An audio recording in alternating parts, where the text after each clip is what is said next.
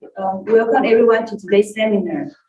Before I say anything, I want to thank Family Life Deacon Emily and to sponsor this program, Sister Emma Wong, Mayor Marty Lee, and many others to make it possible. I'm Polly. I'm a member of IFA Fellowship and a future retiree. Although it's my favorite season because of the color and also because a slew of celebration that brings. For many of us, our life now are also in the season of autumn. So while we enjoy the transition, looking forward retirement, it's also about time to have a financial checkup and plan for the future. Dr. Karen Holt, our speaker today, is a professional financial planner. She has more than 20 years of experience and a whole list of credentials. I think she earned pretty much every single certificate that you can get for the financial world. But what sets Dr. Ho apart from all this is her servant heart and her qualification as a Christian financial professional. I remember one time she shared with us why she changed her career from academia.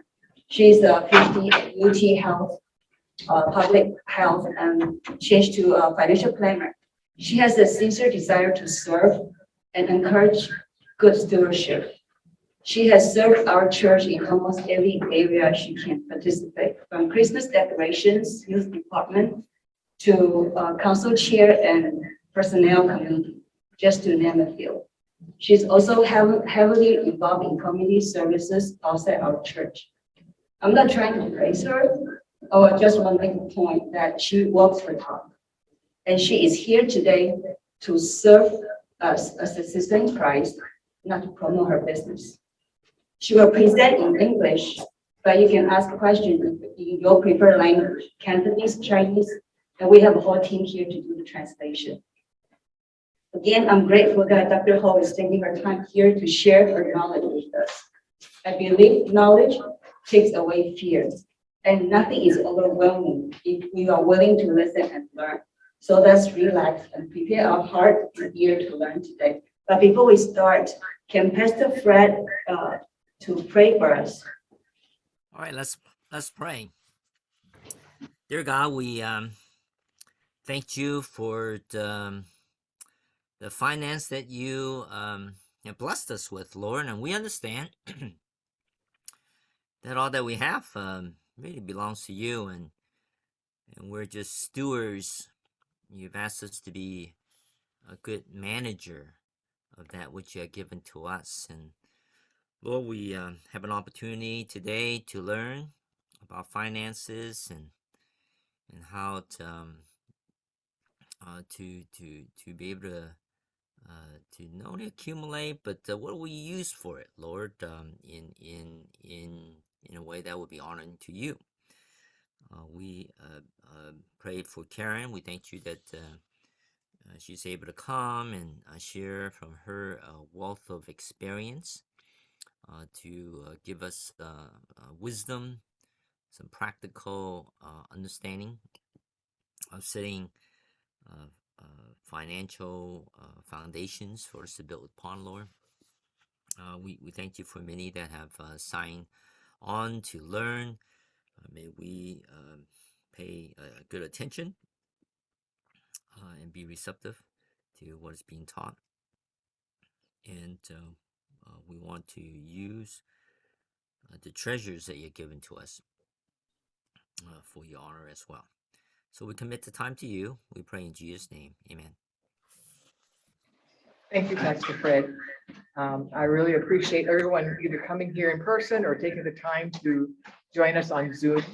And as I go through the presentation, feel free to send questions, I believe in the chat box that Holly will kind of oversee for us. And then I'll be happy to stay after and answer any other questions that you may have either now or even later on. If you wanted to contact me, I'd be happy to see if we can help you.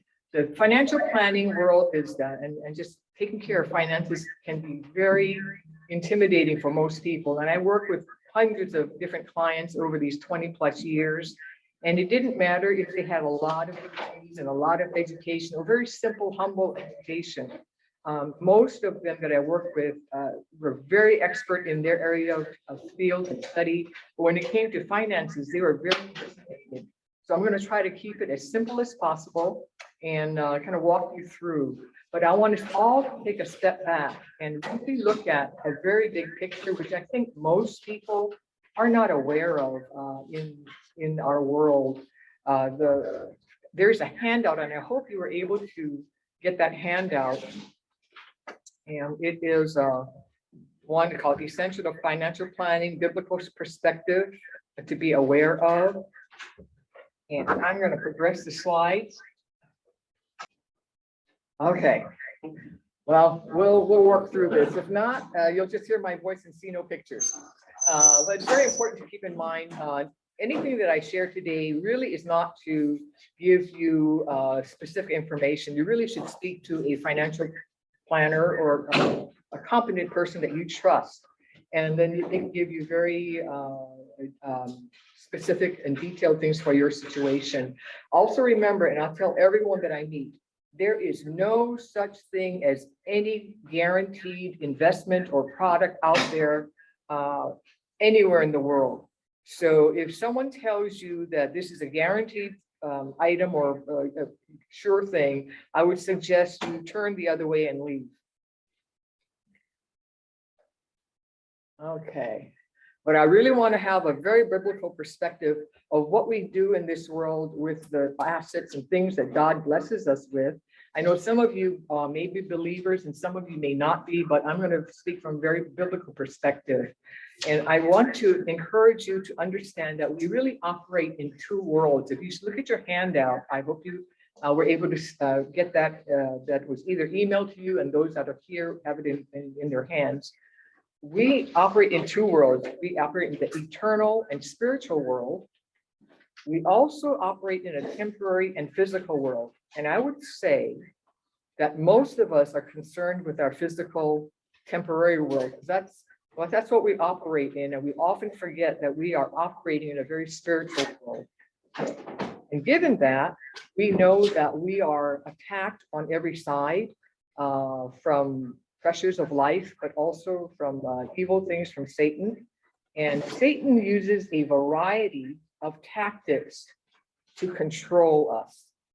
And I really want you to understand this.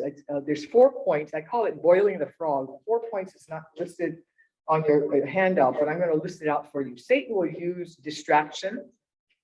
He puts a lot of things in front of us to get us distracted, and it works quite well. The next one is deception. Satan is very good at deceiving us.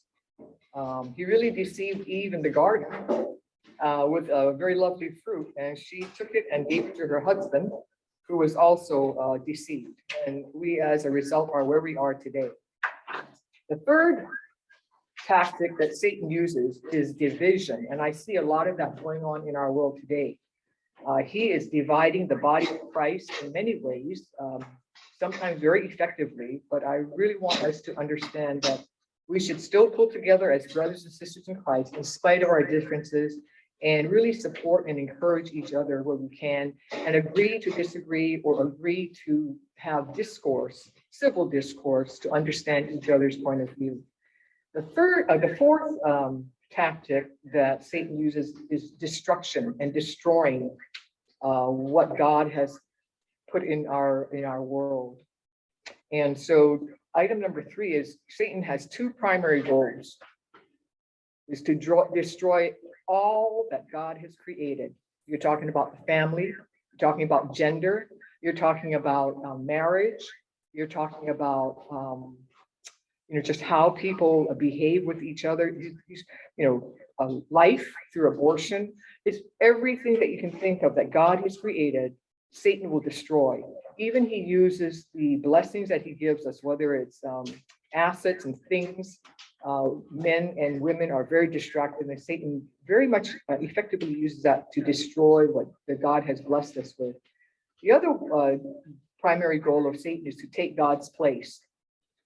So in distracting us from what we do in this world, we are replacing God in our lives. And I really want to encourage people to always be aware of what is happening in the spiritual, eternal world, because temporarily we are only here maybe at most, maybe 120 years.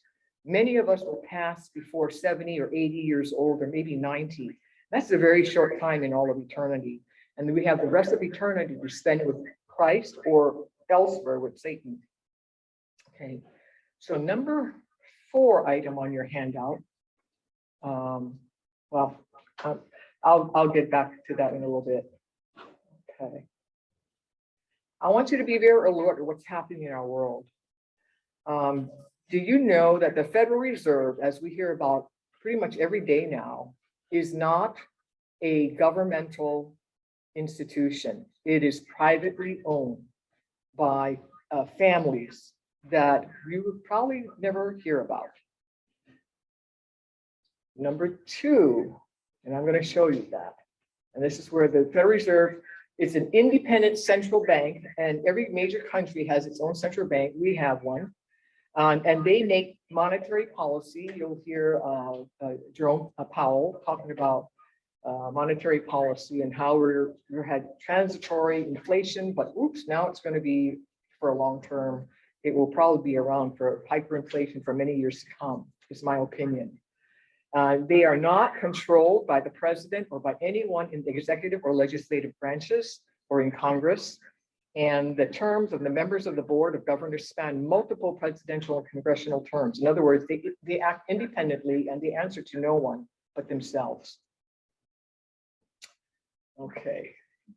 The next one is, if you pull out from your wallet, I hope you have a dollar bill in there. If you look at the very top of the dollar bill, you will see it says Federal Reserve Note. Now, I'm old enough than most of you, and you'll see it says Federal Reserve Note, but when I was around and born, we had silver certificates. So if you see this, the second, what you consider as a dollar bill, it says silver certificate at the top. In the early days in the US government, they would print, silver certificates and gold certificates. So if you went to the bank and you presented either a silver certificate or a gold certificate at the bank was required to give you $1 worth or whatever dollar amount of gold or silver in physical form to you at that time. We were on the gold standard. Many of you do not come originally from this country, so you may not be aware of that. In 1971, the government changed it where they took us off the gold standard and they now replaced everything with the Federal Reserve Note. A note is a debt instrument. That means if you think of a car note, a house note, that means somebody owes the lender something.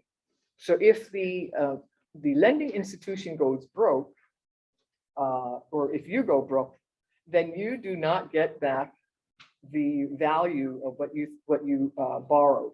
So if the US government goes broke, which essentially it is at this point, and you presented the Federal Reserve Note to them, they would not be able to give you in physical form real gold or silver. They don't have enough. Okay, the next item, we heard of the bank bailouts in 2008 when the too big to fail banks were going to go under. And so the US taxpayers, that's the citizens, bailed out the banks. Back in 2008, we had a huge crash. Now, they changed the banking laws, and probably many of you are not aware of it, but in 2010, they said, well, we're not going to do bailouts anymore. We are going to have bail-in. So they wrote in 2010 into the US banking laws, and I would encourage you to not only try to accumulate things for your future and whatnot, but be aware of what's really happening in the governments and what's happening in our world and your world. In 2010, they wrote into the banking laws, bail-in laws. So should the banks go under, and remember the banks are really the answer to the central banks, and the Federal Reserve banks, which are again, not governmental institutions. These are privately owned. So in the 2010, they wrote the bail-in laws so that should the banks need money, they will and have the legal right to go into all unsecured depositor accounts, which includes your checking and savings accounts, to remove what they feel they need. And in its place, they will issue you shares of bank stocks, which may or may not be worth anything at that point. Now, FDIC, many people will feel very comforted that they have FDIC protection to the tune of $250,000. Well, as you may or may not know, as earlier than 2009, actually, the FDIC is actually insolvent. So if you wanted to have, protection, there may be some, but there's no guarantee. So so then, given that I've given you this wonderful happy news, how do you then proceed if you're trying to move towards accumulating for retirement and using God's blessings in a proper way? Now, I want, as Pastor Fred mentioned earlier, have the really eternal big picture in your mind. Understand where you are in this picture of eternity. That really God owns everything. We own nothing. We are simply stewards of what He has blessed us with, whether it's talents and skills, or your home, the car, your physical assets, your 401k, anything that you have in your home and in your control. God really owns it all. He wants us to be wise and godly stewards of His things. It's not ours. We're just temporarily using it, hopefully for His purpose. Number 3, if you can spend less than you earn, no matter how much you make or how humble your income is, most likely you will be okay. Number 4, you should be saving along the way. People will ask me, and I'm going to go into this a little bit more in detail a little later when I talk about the steps for a solid financial foundation, how much you might consider putting aside for your rainy day or emergency monies. Number 5, you really want to get out and stay out of debt. I don't care what level of income or what phase of your career or your life stage you may be, whether you're just starting out or you are ready to retire or already in retirement. I do work with a number of clients that they're already retired, but they're still buying a lot of things, and they're still accumulating quite a bit of debt. The next home, the bigger whatever. And so although their level of assets may be quite nice, they're actually going through it faster than they really think they should. Number 6, be a positive influence of everyone around you. Try to encourage people, especially nowadays, we're having a really challenging time. And I encourage to remember that we are God's children and that He is the greatest provider of all things. And even in the times of need, He will teach you. I personally believe and know from experience that it's in the worst times that He has blessed me the most. And I learned the best lessons in my lifetime, which can only turn around and share with others.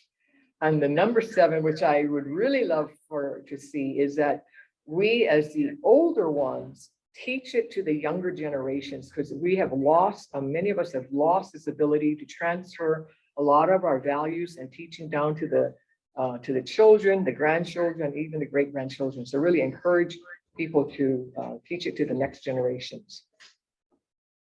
Okay, so the next thing of how to prepare. Most people have a very little idea of where they stand financially. And you may want to, if you are married, or even if you're single, or if you are widowed, or you have significant others in your life, you want to kind of know where you are financially. So if you know what you own outright, no debt, whether it's the house, the car, the 401k, whatever, put that on one side. You may have valuables, you may have property, you may have other assets in this country or outside of the country listed on the asset side. On the right-hand side, you want to put down what you owe. So it could be your mortgage, your credit card, your school loans, your car loans, personal loans, anything where you owe an obligation, a financial obligation to another person or another entity, put that down. And then when you net it out, you minus your liabilities from your assets, and you kind of know what your net worth is at that time. And having worked with quite a few couples, my experience has been one takes care of all the finances and the other one is clueless. And so if the financial person is taken out of the picture through death, divorce, or whatever, the other one has no idea. And I've ended up working with a lot of widows actually, who they were the clueless ones. And so it would take me months sometimes to actually sit down with the widow and go through and find out really what their assets were and what their liabilities were, so that he or she could then kind of make a plan to move forward for him or herself at that point. So I'd really encourage couples to take the time, whether it's once a quarter, once a whatever, once a year, have an annual review, sit down and share where the accounts are, what the passwords are, how to access, who all the contacts are, the information, the phone numbers to call in case you needed to have access to that information on behalf of the other one who may or not be either passed away or incapacitated. And if you do that, that's a great blessing. Now, I do know from experience that sometimes assets and money is used as a weapon in families, and the spouse will control the other, or they control their children by withholding or doing things, manipulating the asset control so that they can control the behavior of the other person. So I would really pray that it's not your situation and that you're able to share with openly, very transparently. If your family cannot share about money, that's an issue. That is probably one of the greatest areas of concern when I work with people with marital problems. You're going to have issues with marriage for the 3 F's. It's the family, because I hate your family. It's the infidelity, because you've been unfaithful, or it's the finances. And those are the 3 greatest areas of stress in any marriage. And I would really encourage, you can't take care about the family. You know, God, that's what God gave you. Infidelity, you better not be doing that. But finances, that's one area you can really share with each other and learn and grow together in that area. Now, here's where you may have a handout. The steps are a solid financial foundation. And I believe the handouts are also emailed to the participants on Zoom. So you can take a look at that one, and I can get mine.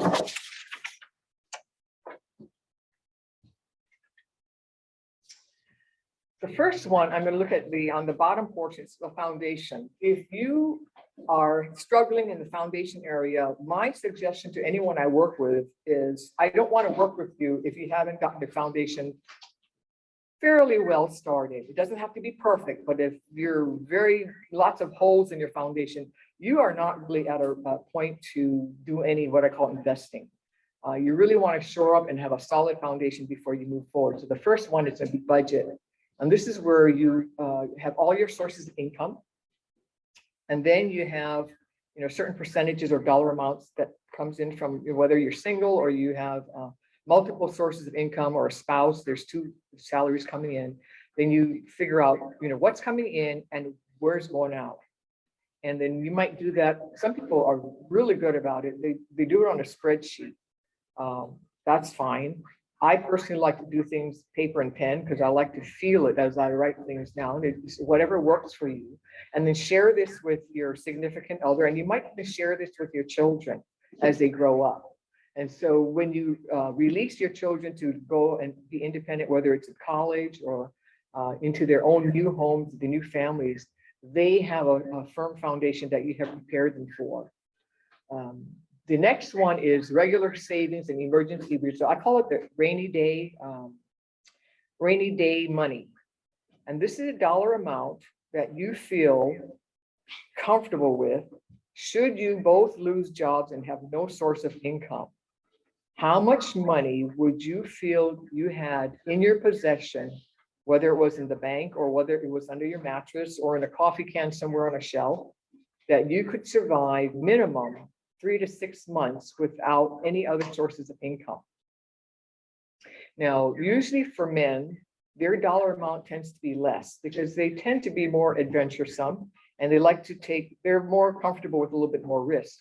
Women, on the other hand, in general, not always, in general, are more security conscious and they want a larger dollar amount under their control or in their possession so that they feel a lot more comforted.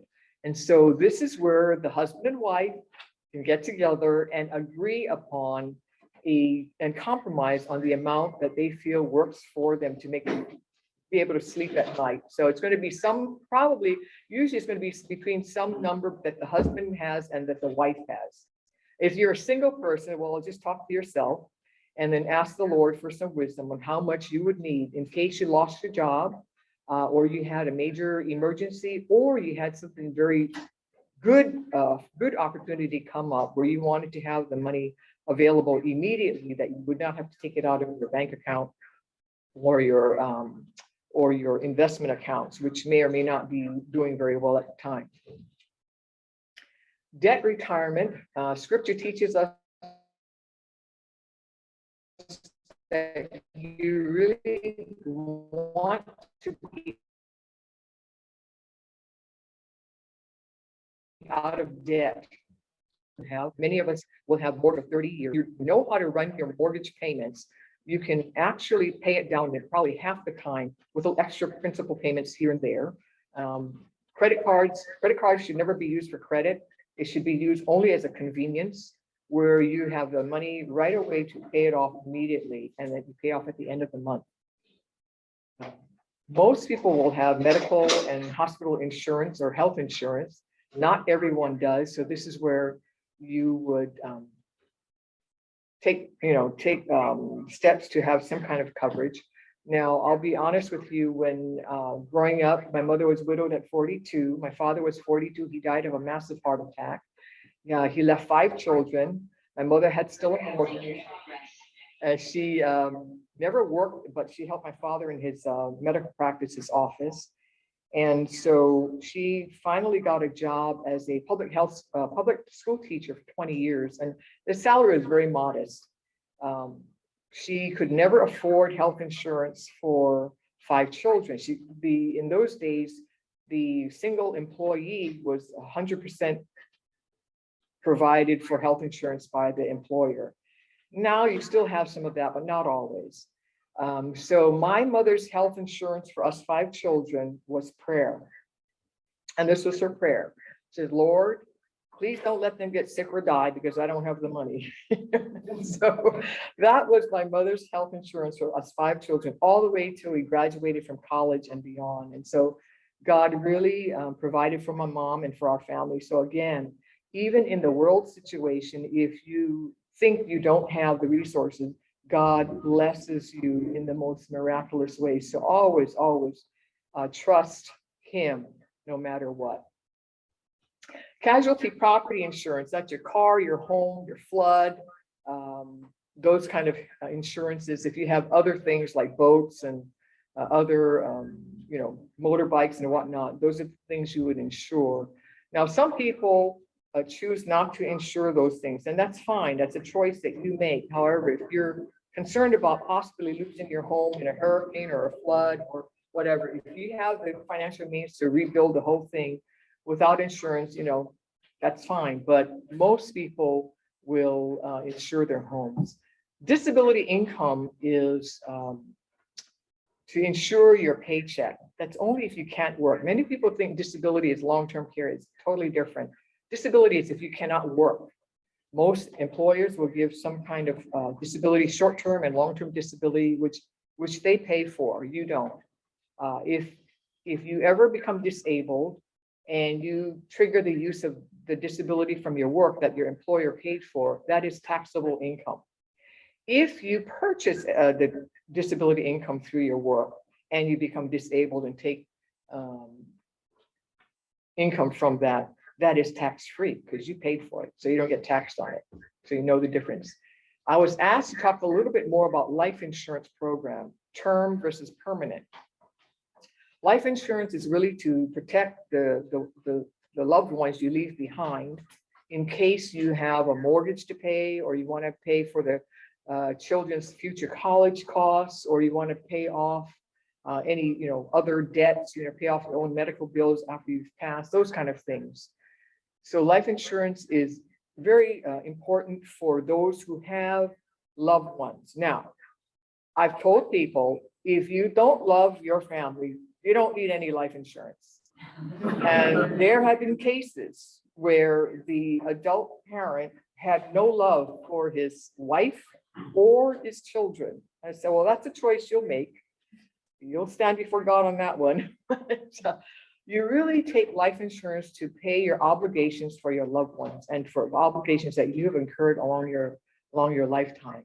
And you want to clear the deck and set your loved ones up after you have passed away. They'll ask me, how much should they have? Now, if you're a young family with young children, I typically suggest, some people will say 10 times your salary income. Others will say minimum $500,000 to $1 million per parent that has young children. For those with more assets to protect, that's where you would work with your financial planner to find out what is appropriate for you. Some people just want to leave a huge legacy for their church, their charity choice, whatever. And so they purposely will put in something that they know will pass on to that charity of choice, church, or wherever, or to their loved one. Term is temporary insurance. You're just going to rent the insurance for 10, 15, 20, 30 years. So at the end of the 10, 15, 20, 30 years, the premium, you can still rent the coverage and the protection up to about 95, but the premium is going to jump. Once you pass your term of rental years, the premium is going to jump to the point where it actually costs more than the coverage itself. So for example, if you buy a 20, 30-year term for $1 million and you're relatively healthy and you're paying $2,000 to $5,000 a year for that $1 million. Now you reach your 30th year, then in year 31, instead of paying $2,000 to $5,000, you're gonna probably pay something like $8,000, and then in year 32 you'll pay $12,000, and year 33 you'll pay $15,000. In other words, it ramps up almost exponentially. So at the ridiculous age of say 90, if you're crazy enough to pay the premiums at that point, you would have paid about $9 million for that $1 million policy.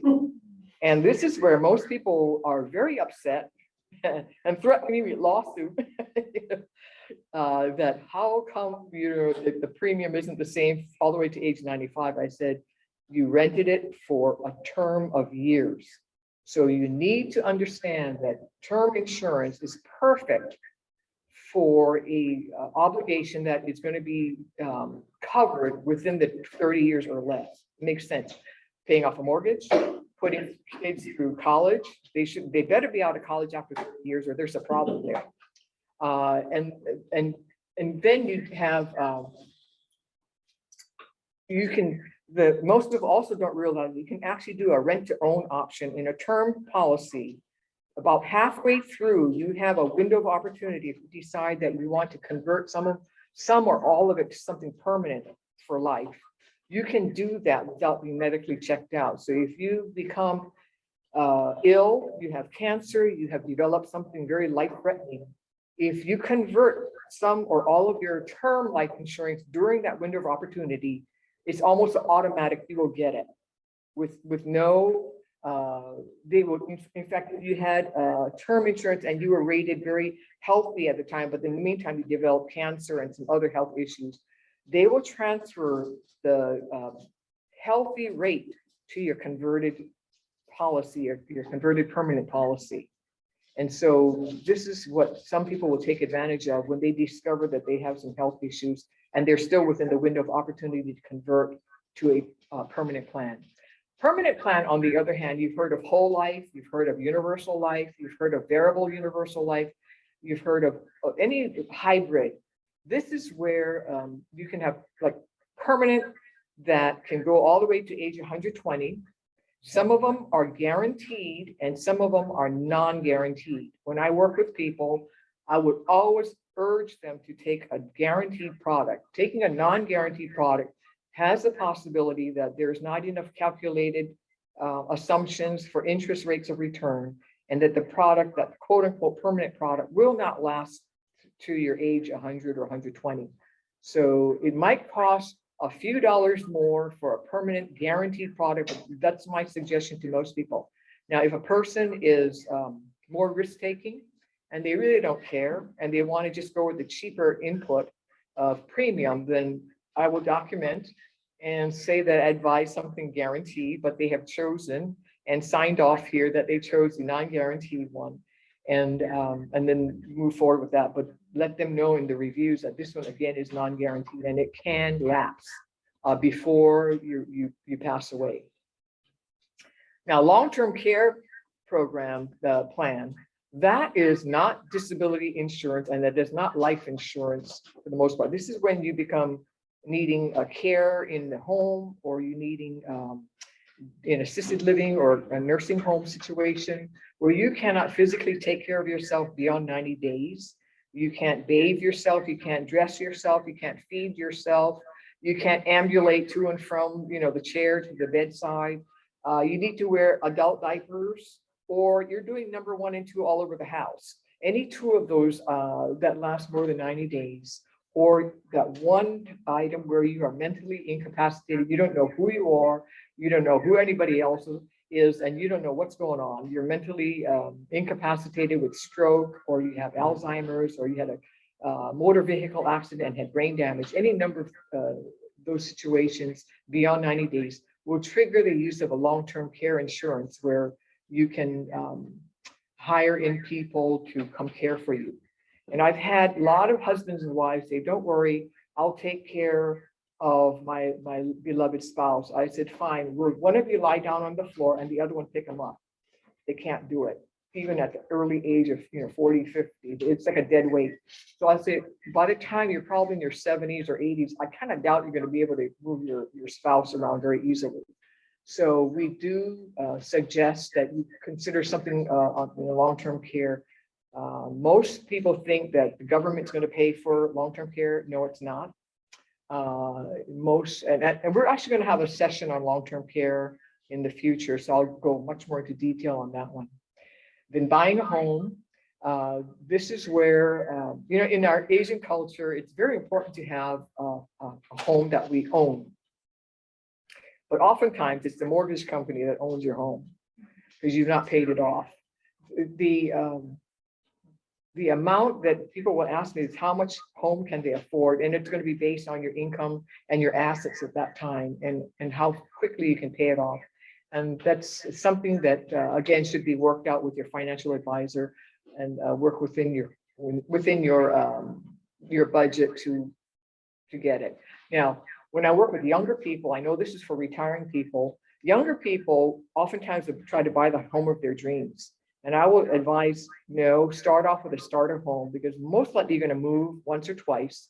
And you may not, your job may take you elsewhere. So consider, if you're going to be moving within 3 to 5 years, I say don't buy, rent. But if you're convinced that you're going to live there beyond 5 years, then something to consider to purchase a home and then pay it off as soon as you can. And if you're going to upgrade over time, be very mindful of your budget and what you can handle. Retirement program, this is where if you're working, you have a 401k or 403b or 457 or some kind of a simple IRA or some kind of retirement plan that may or may not be provided by your employer. So this is where I would suggest, for sure, if they match you, if they're matching you, then you definitely want to put in the amount. And if you have other options to be flexible on the outside, then you can use the difference elsewhere outside. Tax planning, that's where you're going to be talking with your CPA, and we're going to have a CPA come in at another point and give more details on that. That's something to look at.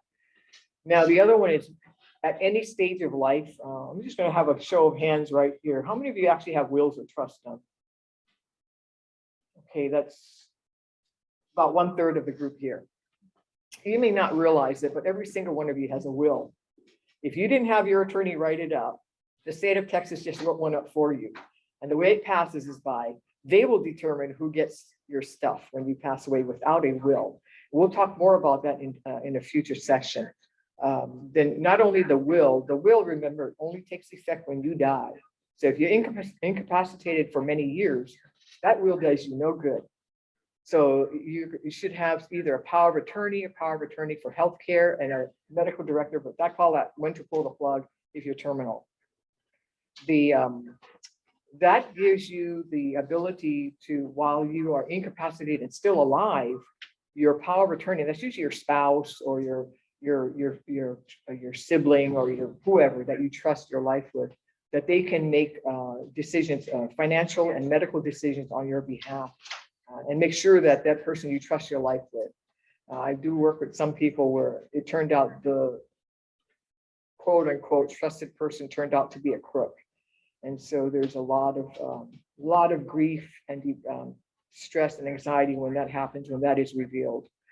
A trust is where you write the rules of what you want done. And so that takes effect when you're both living and when you've passed away. And we're going to actually have a much more detailed session in future on wills and trusts, but something to think about. And just for those that have young children or minors, if you didn't have a will or you didn't have a trust, and one of your spouses passed away, the surviving spouse is not automatically the guardian of your own children. The state of Texas will come in and make you report to the court every penny you spend for your children every year. If you do not want that, you want your wills done, and you want to name each other as the guardian in case one passed, and if both of you pass, you will name other trusting loved one to take care of your minor children. And then you should have regular reviews. Okay, so that's just the foundation, and that covers a lot. I'm gonna, yeah, here we go. And then you. Okay. All right. It's wonderful to have brothers and sisters that know what they're doing. I just show up and talk. Okay.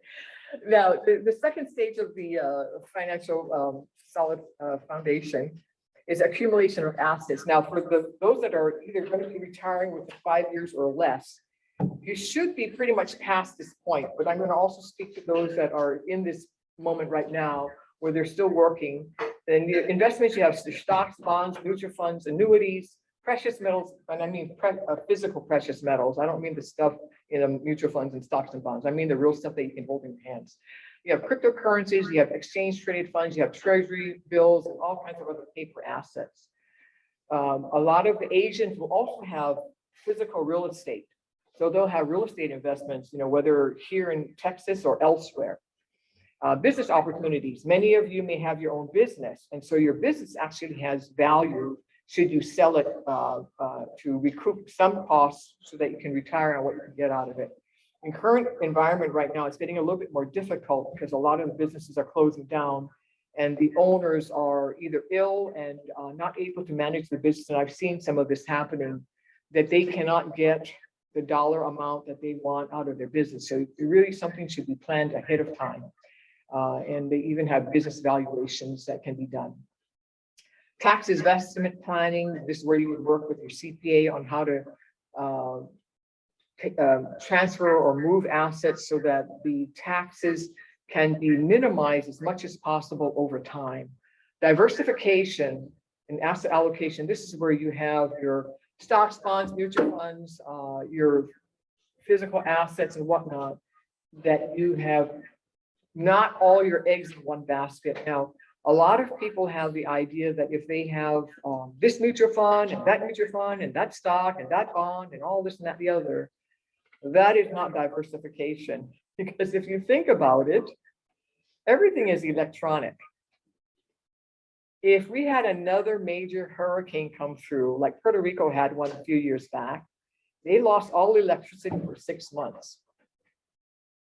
They could not access their bank accounts. They could not access their online accounts. They could not get anything. So this is where, when I have the discussion with people, you should have some physical cash in your physical possession, hidden somewhere in your home or somewhere you dig a hole in the ground somewhere.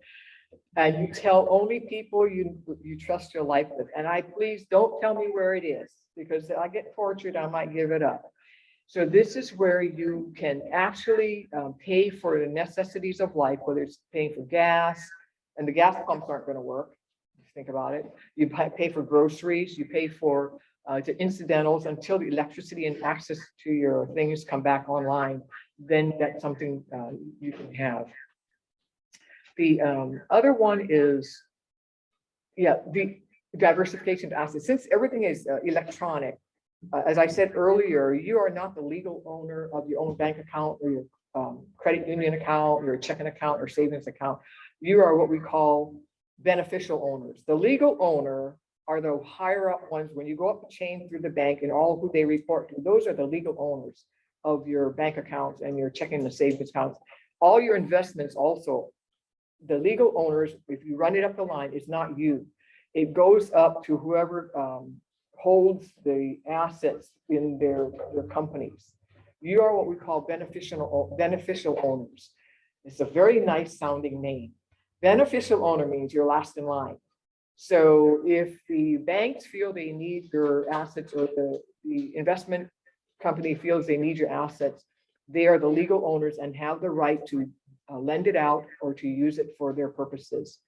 So again, I would probably say most people in the world have no idea that the laws have been changed over the years, that you are not the legal owner of your assets. So be very mindful of that and take your precautions. And remember, it's not yours anyway. It belongs to God, and God will do what he chooses to. But we should be wise stewards of what he has blessed us with, so that you know what's really going on, instead of being very concerned and consumed by your living your life. You also want to be aware of what's really happening in the world. The next one is estate planning and retirement planning. Yeah, and I'm actually there's going to be a much more detailed section in future on the steps you take over a period of time as you prepare for retirement.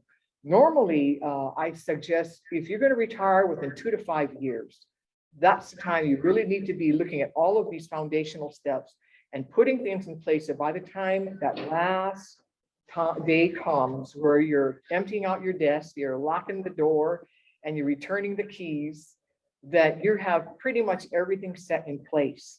And so that you're not panicking and running around trying to figure out how to do things at the last minute. So actually, I've told some people, I'm actually semi-retired. I was supposed to have retired several years ago, but my clients and people tell me I can't die and I can't retire. So, so I said, well, even if I retire, you can still call me and I'll try to answer your question. But, so as a result, I pretty much will work if and when I want to. And so I've taken the steps myself because I'm aware of what's going on. And so I will, and I've done pretty much what I've told you so far for all of these areas. And I've contacted, and my 2 sisters are my trustees on my trust. And so every year I'll send them updates on my assets and whatnot, and where my valuables and everything are. And I'll call them and say, okay, do you remember where you put it, right? And my one sister will say, yeah, I threw it in the closet. And the other sisters will say, well, I know it's somewhere in the house. So, but I will encourage them to take a look. And not everything is updated, but there's enough there so that when they come to my home, should I pass away or disappear or whatever, they have keys to my home. They have all the contacts of my friends and neighbors that have keys to my home. They have all the passwords and everything to access all my accounts, and who to call and what the phone number and what the address is. And since I'm the only one living in Texas, the others live in California and Hawaii. I put mine in a trust. So I do not want them to have to fly over to probate my things. My trust allows them not to have a probate. So they can do everything from California or Hawaii and not fly over to Houston. And they can dispose of all my goods and things and my assets and my worldly possessions and then carry out my wishes, whether they want to come to Houston or not. My sister said she never wants to come to Houston again. It's too hot. So, and she's from Hawaii, but what can I say? All right. The third one, this is for those that are in retirement. So estate planning really takes place from the moment you are born, okay, whether you know it or not. And as you are a young adult working, you really should have your wills and things done already. I mean, I've had 3 wills done when I was in my 20s. And I left everything to one nephew because my older sister gave each one of us siblings, there were 5 of us, she gave each one of us siblings one of her children. I was given the eldest one. And so when I wrote my first will, I had my attorney write the first, I left everything to my nephew Grant. And I showed it to my sister. I thought she would be so happy. She was very upset. She said, I have 5 children. I said, well, your brother and your sisters and your mother got to take care of theirs. But as a result, we were a very open family. So I changed my will. And so I changed it differently. And so she was happy. But again, so whether you are, in retirement or you're just starting out in your young adult life, you should have wills or a trust done, because you never know when something will happen to incapacitate you or to have you go home to the Lord. The other one is having adequate liquid reserves in retirement. You won't have income coming in from your job. Now you should be having your Social Security or your pensions, or turning on your 401ks or your 403bs or 457s, or your simple IRAs or your retirement plans and other assets that you may have in your investments. So this is where you can lay it out, where you can actually stagger what comes out at certain times. Now, there's required minimum distributions coming out. It used to be at age 70 and a half. April 1st, after you turn 70 and a half, you had to start taking your required minimum distributions, because people are living longer and there's not enough money. Government is thinking to change some of these things to now it's 72. You have to take it out at 72 if you're born after a certain period of time. Asset protection. This is where I call it, you're going to insure your 401k. This is where the long-term care insurance comes in play for most people in their retirement. Many people will think they'll have enough to take care of long-term care if the spouse or one of you needs long-term care, nursing home, or in-home care or whatever. The average right now is about $100,000 a year if you're in a middle level of long-term care setting. If you're in a memory care like Alzheimer's or stroke, you're looking at about $150,000 a year or more. For my mom, she had Alzheimer's for 17 years, and we had her in home. That was her request. She made us promise that we would never put her in old folks' home, that we would always treat each other well, and that when she died, she wanted closed casket. She didn't want anyone looking at her. So we did those 3 things for her. It cost us $12,000 a month to care for my mom. She passed in 2010. So the long-term care plan, which we'll have in another session, is really to protect your 401k and your retirement plans. Because if one of you needs long-term care and you're using $10,000 a month, that can wipe out a lot of people's retirement plans, so that the surviving spouse will have less and less to live on. So you need to kind of think about that. Personal gifting. This is where if you have a large estate and you want to try to avoid estate taxes, because there's a lot of talk right now to lower this taxable estate, which is not a good thing, in my opinion. So you can gift away certain dollar amounts without triggering a gift tax or estate tax on yourself. So I believe the CPA will be able to talk about that in a future plan. Business planning. If you have a business, you want to do this before, years before you retire, to plan on how to transition the business over to the next buyer, or maybe it's your adult child. And then charitable gifting, you can, list the church, you can list KHCB, you can list any number of, Christ-centered organizations to receive your assets if you don't have, or you've gone through the list of your loved ones already and you want to put them next in line. And you also want to be debt-free. You want to be debt-free before you retire. If you're not debt-free by the time of retirement, that's an issue that I see is a big concern for a lot of people. It's very stressful.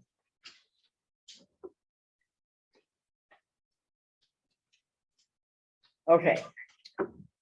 I'm glad you're all listening to this session so far, and why plan ahead. Number one, you want to avoid conflicts. I've worked with some families where they did not plan and they were no longer speaking to each other because they had expectations which were not met, and the family members were fighting over who's going to take care of mom or dad and who's going to get what. So I encourage the parents to be very open with their children, even from a young age, to say, this is what you want when you're incapacitated and when you're passing away or you're retired. This is how you want them to behave with each other, and share that with them early on and what you value. You want to avoid delays. When you don't have things in place, let me tell you, I've known some people, they're running around like chickens without heads because they don't know where any of their stuff is for the person that passed away. When my grandfather died, I remember my mom and my aunties in my grandfather's office at his home. He was a Chinese herbal doctor, and they were flipping through every single book on his bookshelf trying to find his will. And then they opened all the cupboards, and then they opened everything they could find. They never found his will. So he died without a will, intestate in the state of Hawaii, New York, California. There are 9 states. You do not want to die without a will because it takes years to go through probate. And so we never found Grandpa Gongong's will. And so we don't know who was supposed to get what. So the state of Hawaii decided who got what. It reduces costs when you plan ahead. And probably very important, it keeps your family united, that they're working together on all of this. Okay, so how do you get started? You're gonna make it a priority. The fact that you're here and listening online or in person, you're making it a priority. Get organized. Seek help, whether it's your spouse or a loved one or a professional. Then listen, read, learn, and review and modify as you go along. Just because you make a plan doesn't mean that plan has to be in place for the rest of your life. That plan is going to change over time, and it should, because your situation changes and your understanding and expectations will change over time. So I would encourage you to start and seek help and get organized. Are there any questions?